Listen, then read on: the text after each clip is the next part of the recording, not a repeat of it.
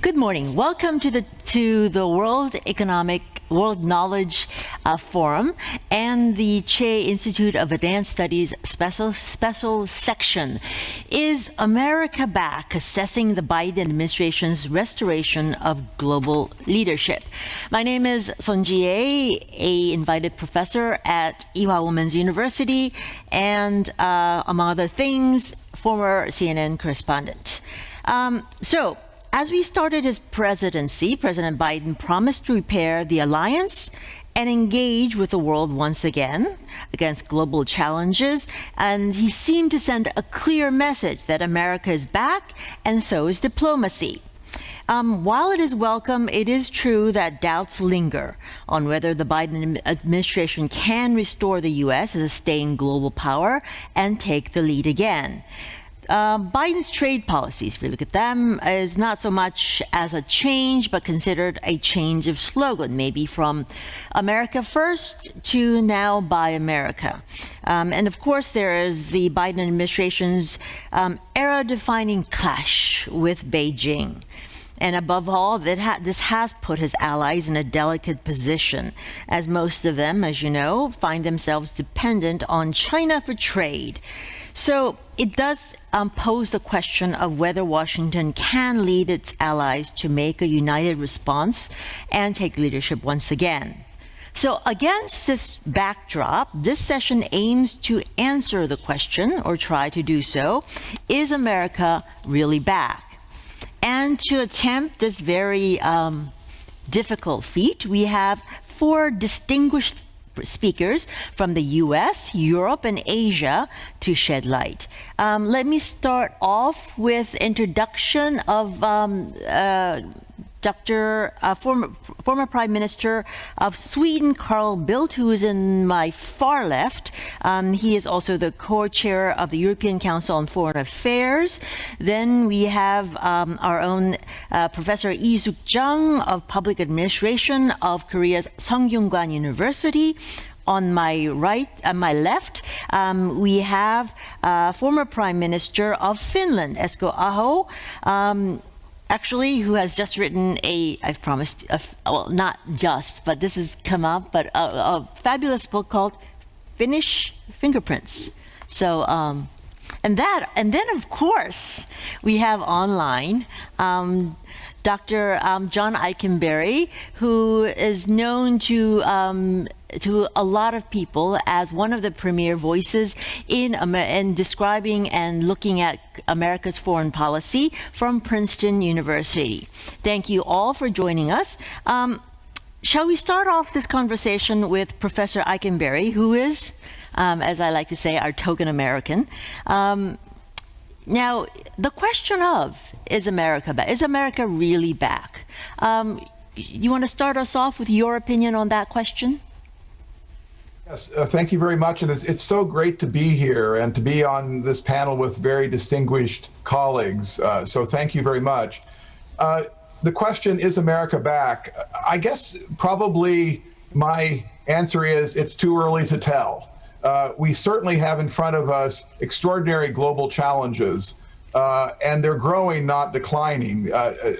Challenges of geopolitics associated with the rise of China, planetary crises associated with global warming and pandemics, and U.S. politics is not in any sense healthy at this moment.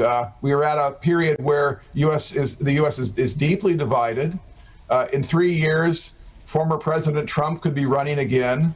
So there are lots of things to worry about, and it's a daunting environment for the rebuilding of American leadership. But I do think Biden has the right vision, a vision of renewed American leadership, drawing on 75 years of a kind of playbook of how America, during its great decades of success, when it has been performing at the highest level on the global stage, has gone about its business of building partnerships and alliances.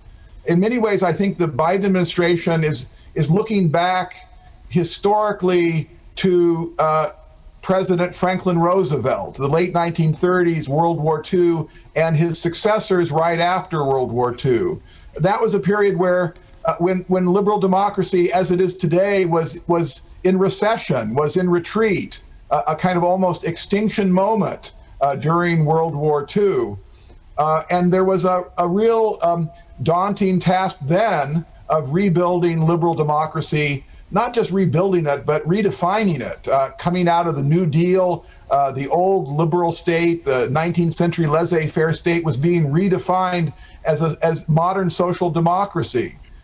And it was, of course, a time when new and innovative ways of collaborating across borders, particularly among democracies, was occurring. So Biden, I think, is trying to rebuild and re-legitimate democracy at home and abroad, to show that open democracies and open societies can solve problems that people care about, to do a better job of tackling 21st century challenges than what authoritarian states that are also seeking global influence have to offer.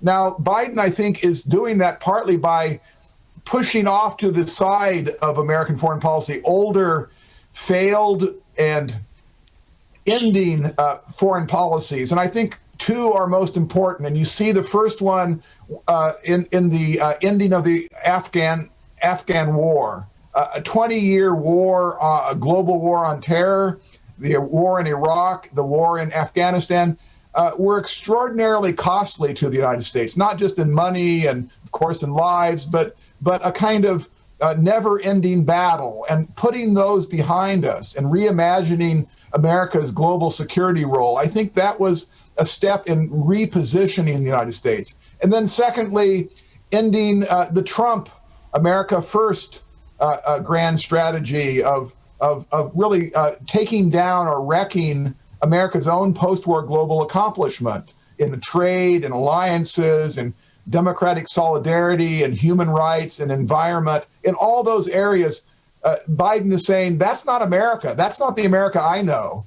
America has played a role over the last 75 years by tying its power to partnerships and institutions, by suggesting that more America in the world is good, not just for America, but for other people as well, because America's role in the world is tied to building attractive, cooperative, mutually beneficial platforms for problem solving, starting with security, economics, and now increasingly environmentally.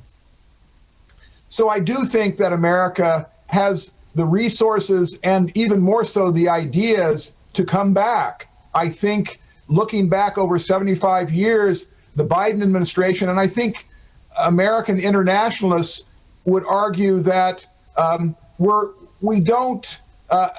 this is not the time for obituaries, that there is another cycle, not just for American leadership, but for the liberal international project of creating and maintaining an open international order so that open societies can operate across borders, maintain their values and principles in this complex international system, where international institutions facilitate cooperation, where democracies have special capacities and interests to work together, that they can yet again work together, not just the G7, but a larger grouping, a new coalition of democracies that would include South Korea more than any other non-G7 country in driving the reform agenda of international governance.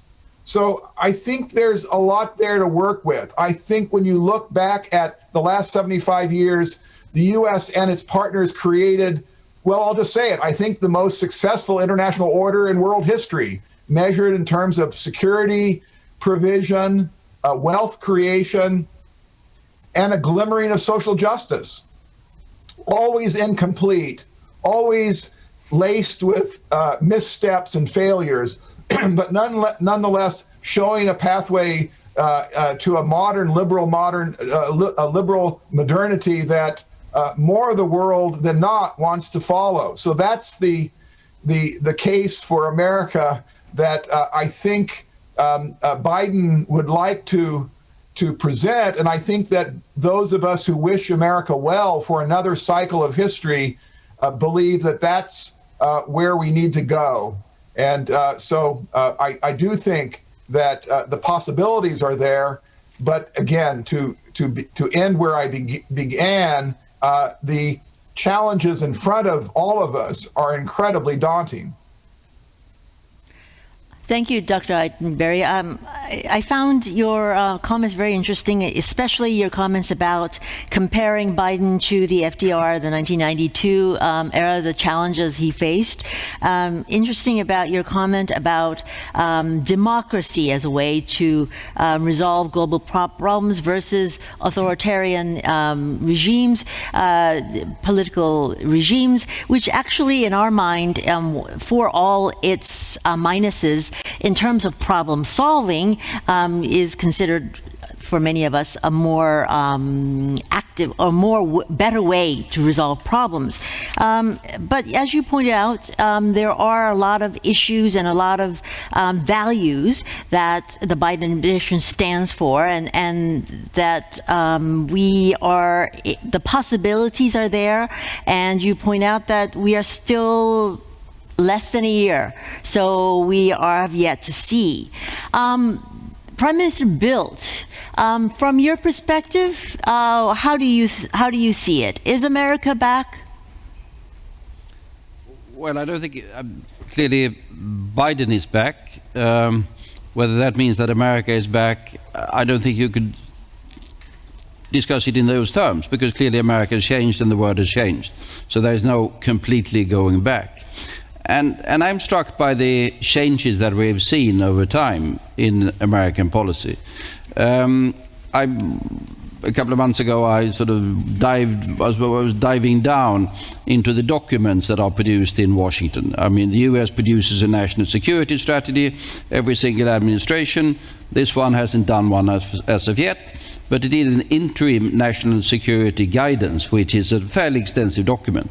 And if you compare sort of the Biden document, the Trump document, and the Obama document, they are, of course, very different. But they are not different in every single respect. You see the word, how it has changed. Clearly, if you take the Trump document and the Biden document, the key change is that while the Trump document was America alone, didn't really believe in any international order. If there was an international order, it was an international order that had worked against the interest of America, and it was time for America to do its own thing, irrespective of the rest of the world. That was the approach. The Biden document is, of course, in that respect back, in the sense that it pays homage to an international order, wants to uphold it, wants to defend it, but is slightly apprehensive still about the nature of this particular order, not the glowing commitment to it that was there in the Obama years. The major change that I see between the Obama and the Biden document, which is quite interesting, is that the Obama document was a more optimistic one on the way in which the world is working and on the possibilities of America to shape this particular world. We should note that if you look at the big changes that have occurred over the decades that we can look back on, it's not that military power has changed that much. We still have Russia and America as the only two powers that can destroy each other in 30 minutes with nuclear weapons. That hasn't changed, that's still the case. But the big change is, of course, the change in economic power in the world, primarily but not only the rise of China. It's primarily, I say, China, but not only. It's also the rise of X numbers of other powers. And here the Obama administration had a vision with the TPP in this part of the world and with TTIP in our Atlantic part of the world, or my and Esko's part of the world. And the idea was really to set the foundations, the rules of the games for free trade and for economic integration in 2/3 of the global economy for decades to come. That would make the Atlantic and the Pacific democracies setting the rules for that particular critical competition for a very long time to come. That was, of course, shot to pieces by primarily Trump, although it has to that Obama wavered, as we know, on putting TPP forward towards the end of his presidency. And Biden is not going back to that. He has a view of international trade which is more Trump than it's Obama. And we've seen that not only in the text that he is putting forward, where there's nothing of the Obama vision of reshaping the world, but we've also seen it in practice of his not going back on the policies of sanctions, of customs and things like that, and tariffs that have irritated, among others, Europeans. And this is, I think, critical if you look at the future. We now have a situation, if you look at the rise of China, where there are more than 100 countries around the world that trade twice as much with China as with US. More than 100 countries around the world trading twice as much with China as with the US. Last year, China passed the United States as a major trading partner, the #1 trading partner of Europe as well, which is quite remarkable. It's trading goods, has to be said. If you look at services, slightly different. If you look at FDI, it's slightly different. But it's a profound shift of economic power in the world. And what we must do in terms of power shifts is, of course, to make certain that we are competitive in this particular race. Final remark only, and that applies to this particular phrase, great power competition, which has really replaced the global war of terror as the sort of guiding operating principle of American policy. There, if you go back a decade or so, Russia and China were seen as the problems. Fairly equal. Both of them were a problem. If you look at the Biden document, there's a very clear distinction between Russia and China. Russia is described as a disruptive power. And of course, for those of you who live in the immediate vicinity of that particular disruptive power, that is to put it mildly, exactly correct. But it says that China is far beyond that, because they say that China can mount a sustained challenge against the entire international order. You can discuss whether that is correct or not, in my opinion, whether that is not slightly exaggerated. But clearly the US now makes a fundamental distinction between the Russian challenge or the Russian disruptive power and the sustained challenge that they think they are facing for China. So we have a more defensive United States. The Obama United States was an optimistic, wanted to shape the world. The Biden, if you look at the text, they fear that they are losing to China. They're in a defensive position. They primarily want to retreat and then prepare themselves for something else. So let's see. These are just the documents. The proof of the pudding is in the eating, and there's a long way to go, as we have witnessed with the challenges in Afghanistan and elsewhere. Thank you, Prime Minister. It's quite interesting that you point out that despite the rhetoric, what you're seeing in terms of the documents that are being produced by the Obama administration is showing that while America is back, it's showing that America is not back to not only what the Trump administration was like, but not even back to what the Obama administration is. So it's a very different kind of America that is coming back. And so we really have to see what that will be. And you point out some of the other foreign diplomatic positions, trade positions, who the emphasis they put on their main competition and how they look at the both China and Russia. Very interesting topics to talk about, discuss. But before you do that, Professor Lee, I mean, you are the only besides myself, the only Asian on this panel. How is your perspective of, the question, is America back? Well, it's about 8 months has passed since President Biden's inaugurations. I'm more generous. It's very obvious the Biden administration is back to multilateralism. On his first day in White House, he signed an administrative decree to go back to WHO and also climate change Paris Agreement. And also he's coming back to Human Rights Council. So I think if we are talking about back to multilateralism as reversing the President Trump's retrenchment policy from global affairs, I think we can definitely say that America is back to multilateralism. Not only to these global affairs, to security area, President Biden had shown his commitment to NATO in European security, and also Biden is showing his commitment to major Asian allies, to military alliance with South Korea and also Japan. And also, if you look at the trade, maybe we have a mixed assessment because Biden is not rushing to the Obama's TPP, now CPTPP. I think he's more concerned about the economic recovery caused by pandemic since last year in USA.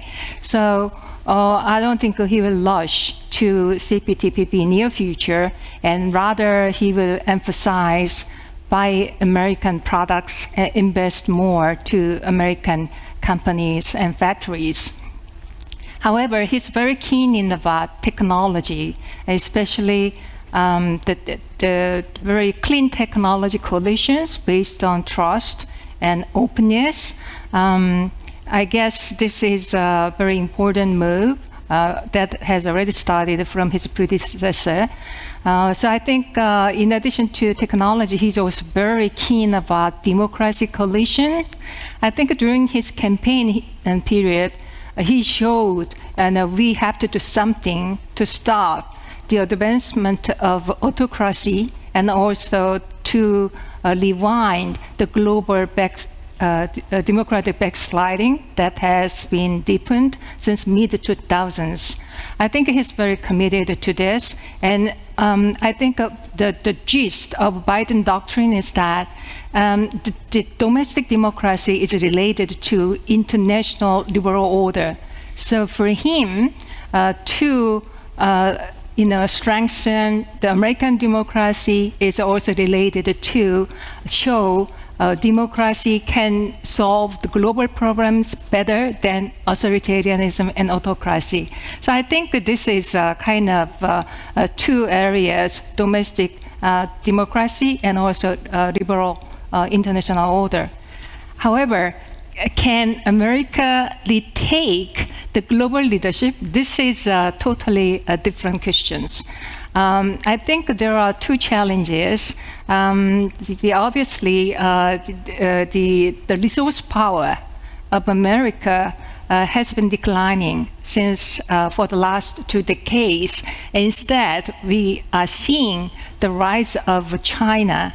Already, in terms of per capita income, China's income is higher, and from the economic size, by the 2030, and the Chinese economy will surpass the economic size of the USA, and also technologically, and also front technology like AI and many technologies. China is very competent, and also China is providing massive investment to developing countries through BRI. If America likes to compete with China, actually the allies of USA, like Asian allies and European allies, have to put together the resources they have to help the American and retake the leadership. And second, as many speakers have already pointed out, the American society is so divided. And who knows, in next elections, maybe Mr. Trump may be get re-elected. And even if he's not elected, if you look at the voters in America, it's so divisive. So the active engagement of USA in global affairs is not so welcomed among the American citizens who like to see their president invest the energy and resources for the domestic economy and welfare and so forth.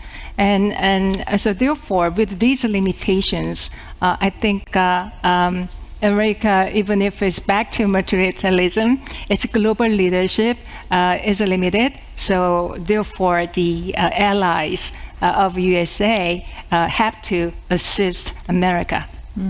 Thank you, Professor Lee. I mean, it aptly reflects the position from the allies, especially in this part of the world, that China, that America, in terms of what the resources that it had before, let's say before Trump, is not the same America that it is today. And China does realistically pose a much more bigger hold a bigger position in whatever way we look at it, especially in this part of the world. And I like your point about the fact that we need to help America if America is really to come back. And you also bring up the point of domestic America, which Dr. Ikenberry, I will get back to you also as well, because I think that's something that you also could shed some light to. But on that point, Prime Minister Aho, I mean, you also have your position on whether America is back, and you also was able to gain some insights from the former Secretary of State yesterday, U.S. Secretary of State's speech as well. If you could tell us a little bit about that. Thank you so much. I really was listening to Mr. Pompeo yesterday, and I have one final comment on this topic based on his presentation yesterday. But before that, I'd like to start also by trying to answer, is America back? Professor Ikenberry said that it's too early to call or too early to tell. My answer is a bit different. I think the right question is not if America will be back, because it's still there. But the right question is how long time America will stay there. And I'd like to put this into the bit longer perspective. I found a nice quote. 1st of December 1862, President Abraham Lincoln sent a message to the Congress, by the way, 1 month before he signed the Emancipation Proclamation. And that was very impressive text. And in the final phrase, President said, I quote, "We shall nobly save or meanly lose the last best hope of earth." And good question is America the last best hope of earth? And it has been. It has been in many occasions since 1862, especially in the 20th century. We can say that it was an American century, and America played a role as the last best hope of earth. Why so? What were the pillars of America's leadership? I can see 3 components of America's global leadership. 2 of them are domestic ones, and 1 is international. On the domestic side, you can recognize 2 power bases: soft power and hard power. And America has been traditionally a leader in soft power. If you look back history of America, it has been a model for democratic institutions, individual freedom, moral values, and in certain way in trust of democratic institutions as well. So this software capacity has been one of the strengths of America, and we know America very well, and we have been looking at America as a role model because of that. Then if you look at the hard power side, America has been exceptional in science and technology, but exceptional in economic dynamism as well. I just looked at the list of the biggest companies in the world, the market cap, based on market cap. 1999, there were 5 biggest companies in the world, according to one list: Microsoft, GE, Cisco, Walmart, and ExxonMobil. What has happened since that? Today, the list of 5 biggest companies is again full of American names, but only one of those 1991 companies is left, and that is Microsoft. Today's list, number 1, Apple, then Microsoft, Amazon, Alphabet, and Facebook. So this is an example how dynamic the US economy has been, and that has been source of leadership capacity for America. So these domestic elements have been there. And then third pillar is coming from the international side. America has been not only designing and creating major international institutions, but it has also provided a lot of resources for them and strongly supported these institutions. And actually, if you look back, there is a link between these domestic and international elements in the sense that America has put a lot of resources for international rule of systems and international open market and security system, but it's also been the biggest beneficiary, so that these domestic elements have been doing very well thanks to America's international role. And now the question, if this is going to be continued or not. And I think America is challenged today, but this is not the first time. So I remember very well how it was challenged by the Soviets.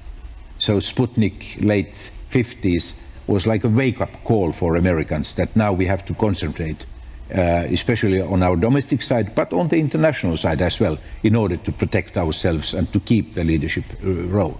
Japan, in a limited way, did the same in the 1980s, and now China is doing that.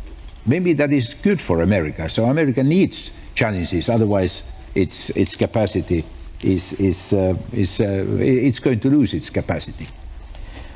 Finally, few concluding remarks. What America should do in order to get back to the track? I think the key question is how to get back to the track.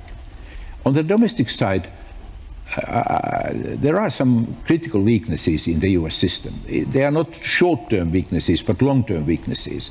Educational system is not working like it should do, and governmental institutions are in a weak position, and the country is extremely divided, politically extremely divided. So that those areas are challenged. And secondly, America's interest in playing a role on the international arena is not what it has been. Biden has returned back, yes, I agree, but I'm not sure that America's role is going to be what it has been earlier. So that is something where I hope that we can see recovery of America. And finally, Pompeo's yesterday's speech, I have to say that he spoke a lot about international order and how international systems should be changed, and America wants to be involved in that. But he didn't say that much about what to do on the domestic side. So the key weaknesses in the US system were not on his agenda. He mentioned only concern about the role of families, but I don't believe that is the basic concern in the US. I think much more challenging is the fact he neglected the fact that government is weak and governmental resources are rather limited, and America is not able to be back without having not bigger government, but smarter and stronger government.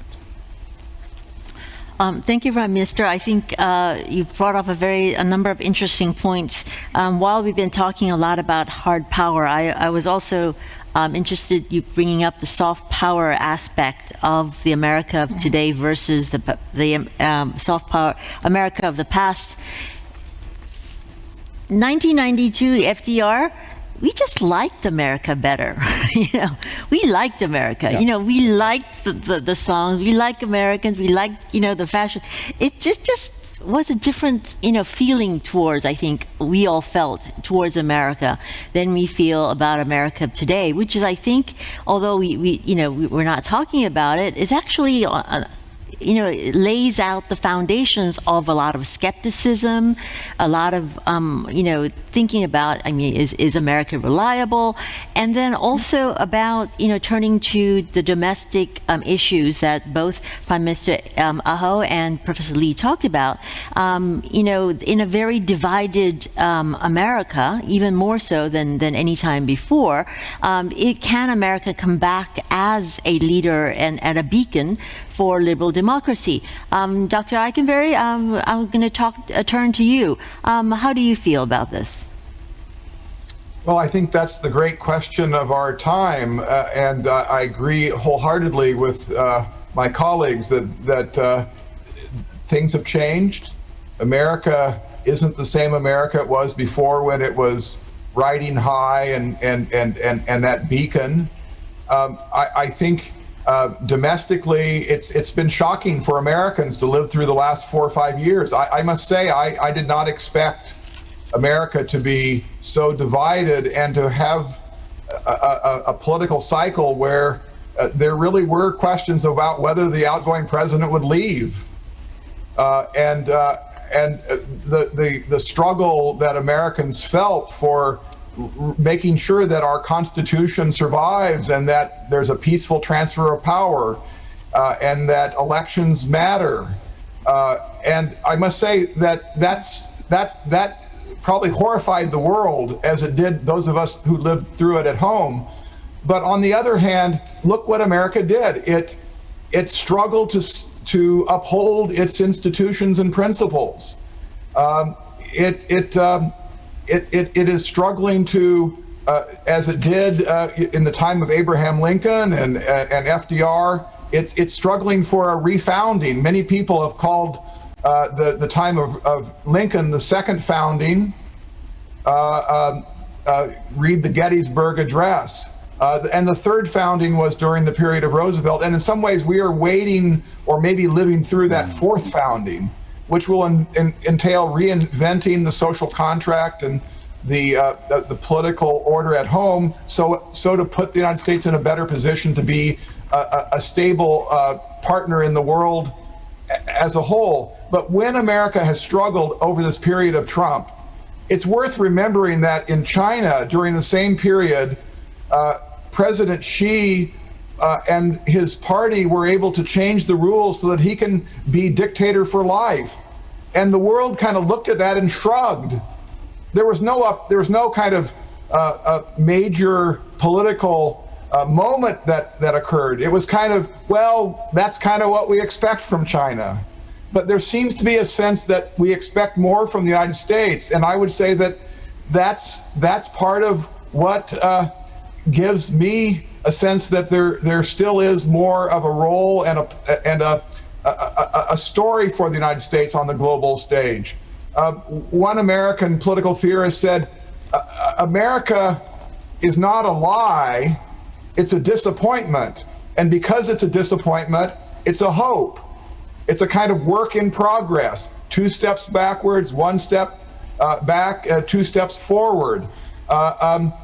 Struggling through all sorts of domestic and international movements to make it a more perfect union. Think about slavery, think about the civil rights movement.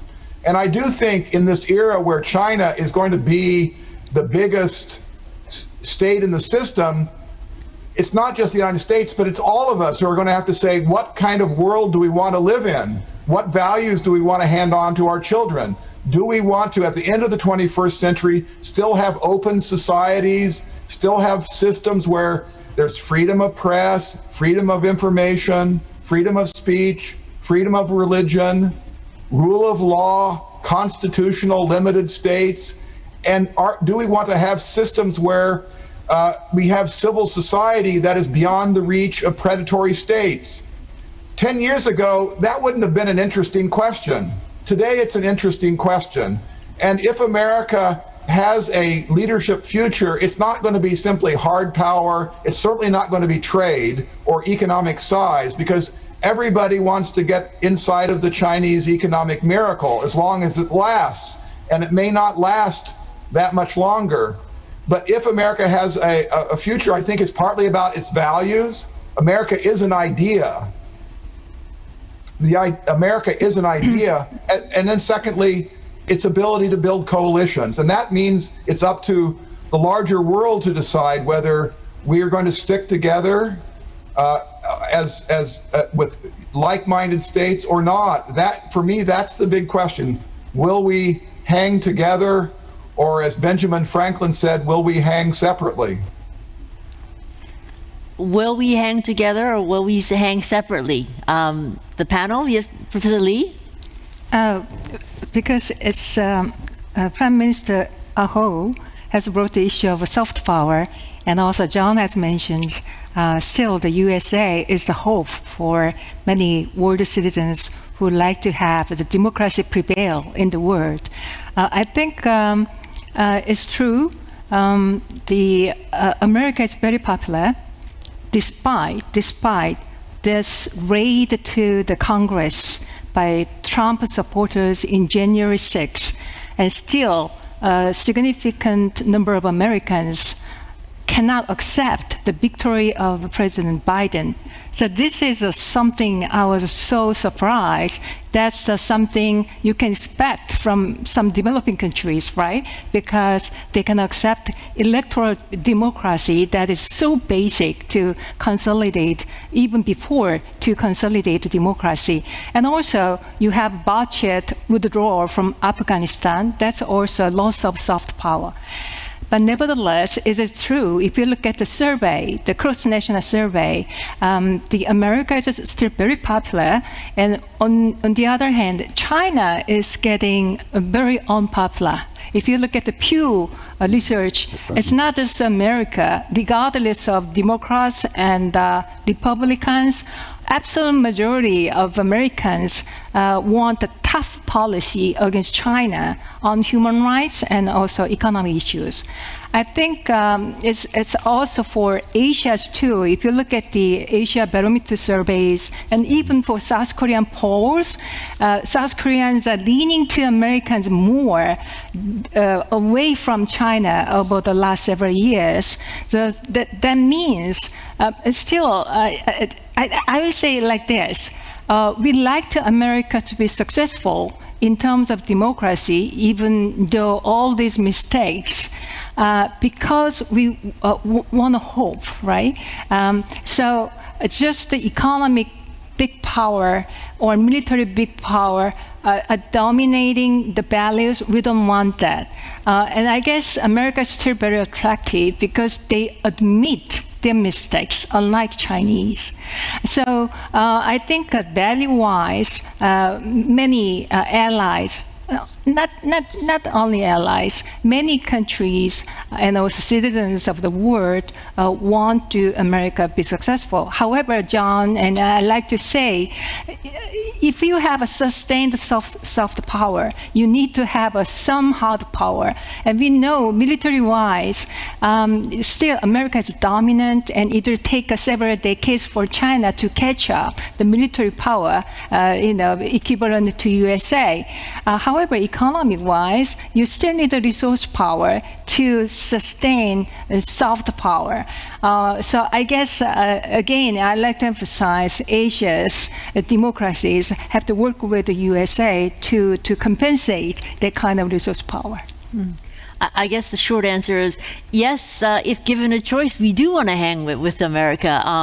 But there are other things that come into play. Prime Minister Aho, you also wanted to jump in? Yeah, I'd like to comment on this balance between hard power and soft power.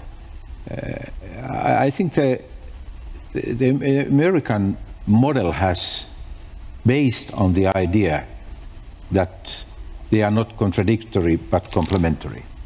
So that if you want to have strength in hard power, you have to be able to play well in the field of soft power as well, and vice versa. By the way, I'm coming from a neighboring country of the former Soviet Union and Russia, and if you look at the Russian Soviet way of thinking, it's just the opposite. So they believe that actually hard power is a tool to get soft power, and soft power is secondary, and it's not relevant. In the same way, in the economic field as well, America's model and Europe's model has based on the idea that it's win-win world. If and when we participate in the global collaboration, we are winning all. But Russian Soviet thinking goes in a way, quite often goes in a way that if somebody is going to get something, it's we are losing, and vice versa. If we want to win, we have to be able to take benefits from others, and in some way or another, America has faced similar. I'd like to call it post-imperial nostalgia, like Russians have experienced Turkey, China as well. But in America, in a similar way, they have started to believe that it's not anymore win-win world. This America First is based on the idea that win-win world is not anymore there. And in the same time, they have started to lose understanding that balance between soft power and hard power is relevant as well. America is still, like Carl Bildt said, America is still number one in the military field. It has potential that is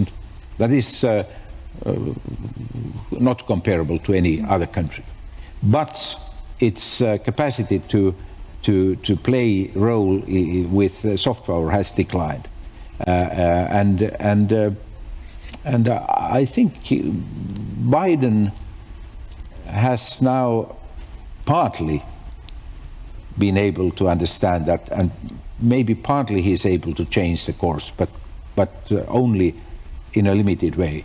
I very much like this idea that America should be reinvented fourth time.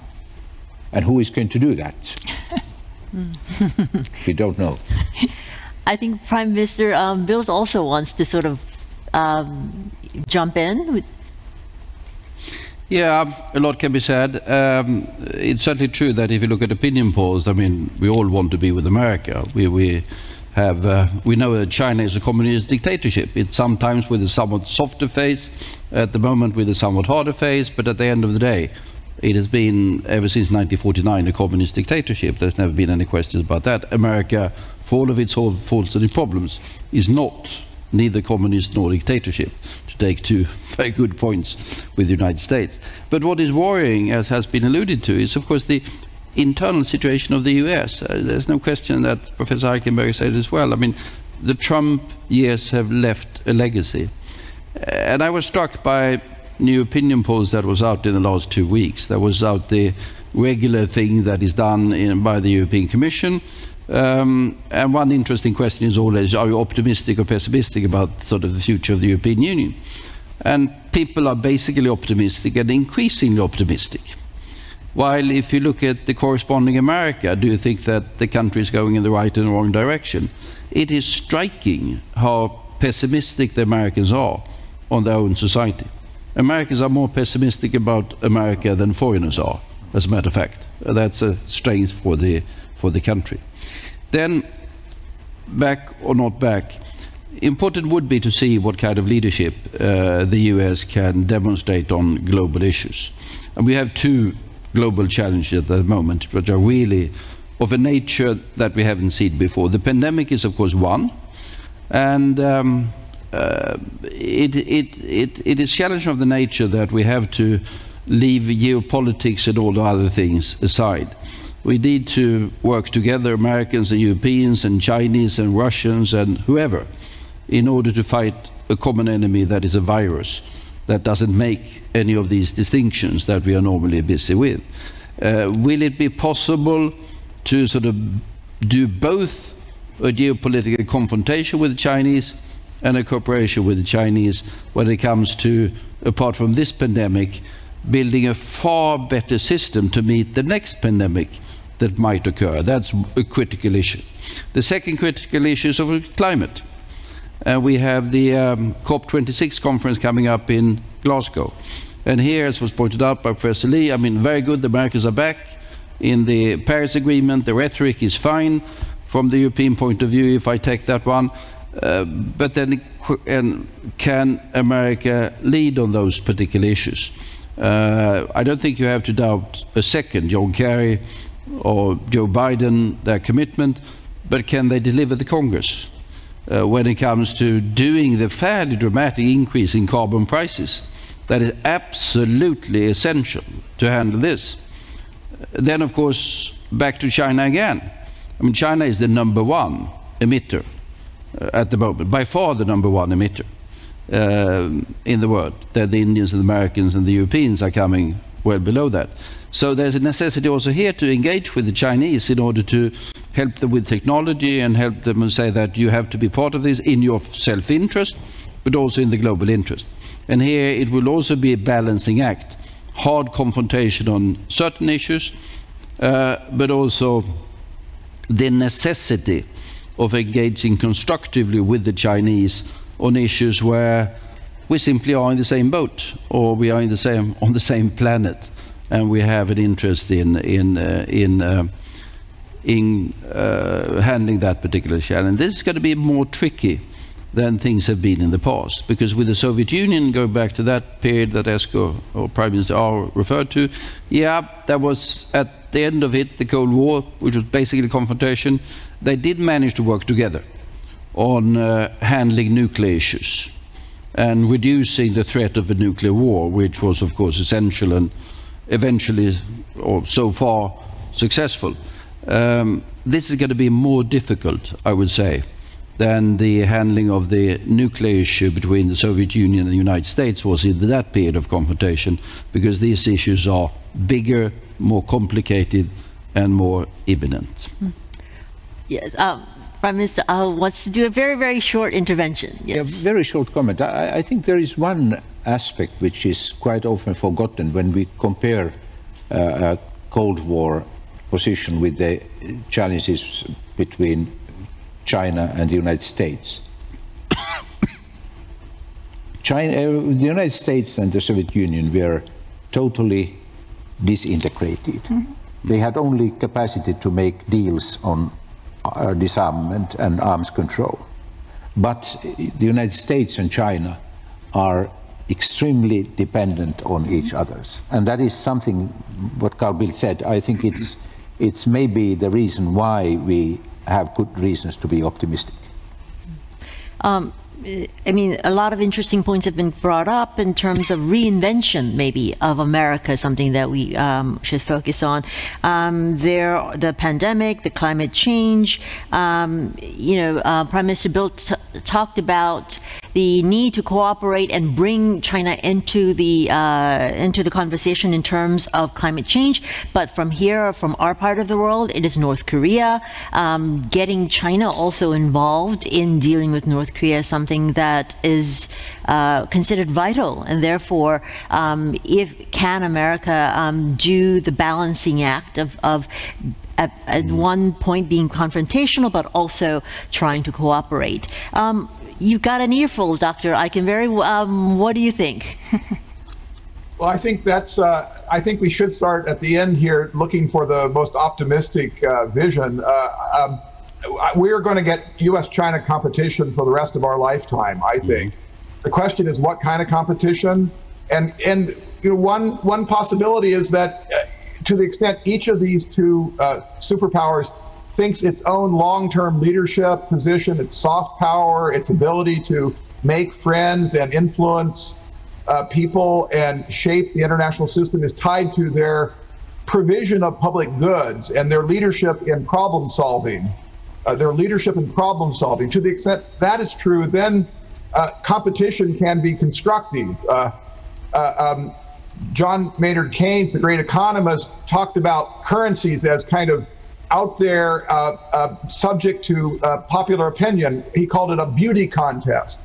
currencies trying to be the most attractive currency for usage. And in some ways, China and the United States as kind of engaged in a beauty pageant, trying to be the best partner for problem solving in these new 21st century areas of pandemic, disease, and climate. It's not just a climate change anymore. I think we have to start using the word planetary emergency, and we have to start thinking big and cooperatively about what we do. 27% of carbon emissions is China, 15% is the United States. That's 42% of the world's total. So these two countries are tied to the hip in terms of this planetary emergency, and to the extent they can find a place for leadership in problem solving, competing for who can do it better, but also finding ways to cooperate. That would be the narrow passageway I think we could see to further stability and peace in the 21st century. Dr. Amy, just to follow up, but also on the point of being able to follow up on these challenges, as Prime Minister Bildt talked about, the domestic process, the difficult domestic process that has to go within the United States in order for America to actually follow up on any kind of promises it makes. Do you see that as one of the major issues that are going to limit America's success in terms of global leadership?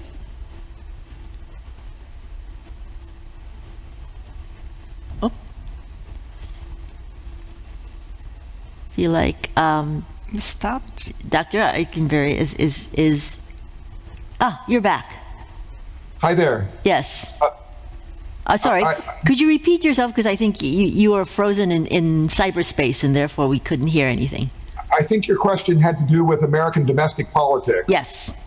And I do think that we are still holding our breath, really, to whether the United States can find a kind of stable two-party rule to allow for long-term strategic behavior, leadership. I think we're working through this, and we're going to have to get past this period where each of the parties, but primarily the Republican Party, sees the regime as somehow itself a kind of threat to their existence. A multicultural, open society, increasingly a majority-minority society. That's America's danger, that it's an immigrant society with so many different types of people, but that's also its strength. It's an immigrant society where the world has come to the United States to live, and so the United States has gone out to the world to inhabit it as a kind of global republic. So it's both the downside and the upside, alas. Yes, there are both sides to everything. One final question that I want to pose to everyone is, like, we've been talking about the implications and what is happening. As Dr. Ikenberry pointed out, we're only into like 8 months of President Biden's administration, and we have almost 3.5 years to go. In that time, what should we keep an eye on? What should we look for in terms of really determining what kind of leadership and what kind of global leadership that America will exert in our respective worlds, and so maybe and I'm also being told that we are out of time, so maybe a very short reply from all of you, starting off with Prime Minister Bildt, maybe way to the left. Way to the left, of course, you have a couple of geopolitical challenges coming up. We haven't mentioned Iran and what's going to happen with the JCPOA, which has been sort of, the return to that has been so delayed that is now in question, and then it's the alternative. Not too far from here, we have the North Korea, where things are starting to happen again. That's a problem that is there and needs to be handled. And then, of course, back to what I talked about previously, global health issues needs to be taken seriously. We need to set up new structures for that, and clearly the climate emergency needs to be dealt with. Those are, I think, the defining issues. And then for US to be able to handle, and China, by the way, its relationships in such a way that we don't get what the Americans call a kinetic confrontation or war, because that will have devastating consequences for this region and for the world as a whole. Thank you. Professor Lee? I guess among the global agenda, definitely the climate change is something that both USA and China can cooperate, and they are likely to cooperate because they are the two biggest emitters. And also for the finance, they are so interdependent. So I guess it's exaggerations if we can just disentangle these two great economies. At the same time, there will be hardened competitions, ideological and system competition. And definitely the Biden administration will cherish the human rights issues and values and so forth. At the same time, China is going to defend very much strongly about their own governance model. We see this hardened competition, especially in the Indo-Pacific area, where South Korea is also an important stakeholder. So I think the test ground, and how much they can cooperate, how much they compete, how much they can confront, will happen in the Pacific.